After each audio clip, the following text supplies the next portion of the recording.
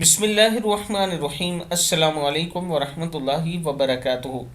عابد راضی چینل کی طرف سے آج میں اپنے دوستوں کو رسول اللہ صلی اللہ علیہ وآلہ وسلم کا ایک فرمان سناؤں گا۔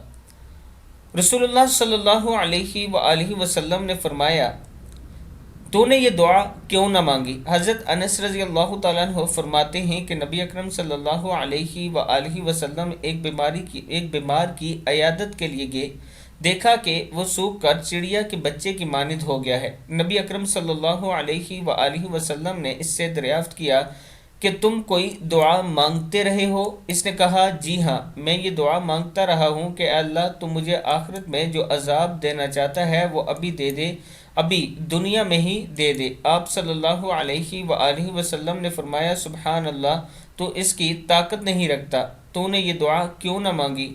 ربنا آتنا فی الدنیا حسنۃ وفی الآخرۃ حسنۃ وقنا عذاب النار۔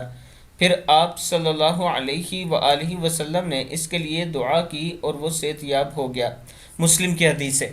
میں اپنے دوستوں سے گزارش کروں گا کہ یہ دعا ضرور کیا کریں، جب بھی نماز پڑھیں ہاتھ اٹھائیں تو ربنا آتنا فی الدنیا حسنۃ وفی الآخرۃ حسنۃ وقنا عذاب النار، یہ دعا ضرور پڑھا کریں۔ اس ویڈیو کو آپ دوستوں نے آگے ضرور شیئر کرنا ہے۔ السلام علیکم ورحمۃ اللہ وبرکاتہ۔